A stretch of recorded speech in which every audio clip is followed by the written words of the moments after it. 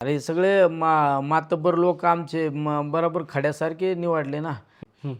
म्हणजे तशीच परिस्थिती आपण बघितली की पारनेर मतदारसंघाच्या वेळेस लोकसभा निवडणुकीमध्ये महाविकास आघाडीला चांगल्या प्रकारचं वातावरण होतं. विधानसभा निवडणुका देखील सत्तेत महाविकास आघाडीत असेल असं गणित जुळवलं जात होतं. तर त्या अनुषंगाने पारनेरमध्ये ज्यावेळेस सगळ्या विधानसभा राज्यांनीच बघितलं ना. उमेदवारीचा ज्यावेळेस सगळ्या मुद्दा आला आता होता. माझी निवडणूक बघा, हं. तुमच्या थोरात साहेबांची निवडणूक पहा, कराडला आमचे बाळासाहेब पाटील म्हणून आहे ते पहा.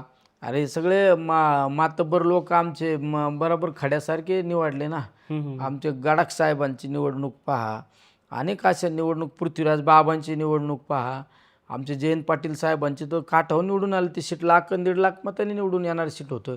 आमच्या रोहित पवारने घराघरात मदत केली. प्रत्येकाच्या कुटुंबात पोरग जन्माला आल्यावर त्याला 1,000-1,500 रुपयाचं किट जाते त्याच्या घरात.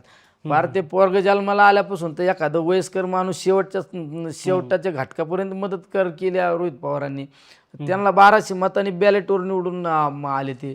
म्हणजे ही परिस्थिती काय आहे, याच्या खोलात तुम्ही जायला पाहिजे ना. उलट आम्हाला सांगायला पाहिजे तर आमच्या कोणी विचारता का?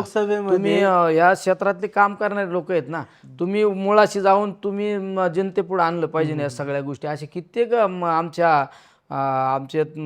यांचे विलासराव देशमुखांच्या पण घरात एक पराभव झाला ना.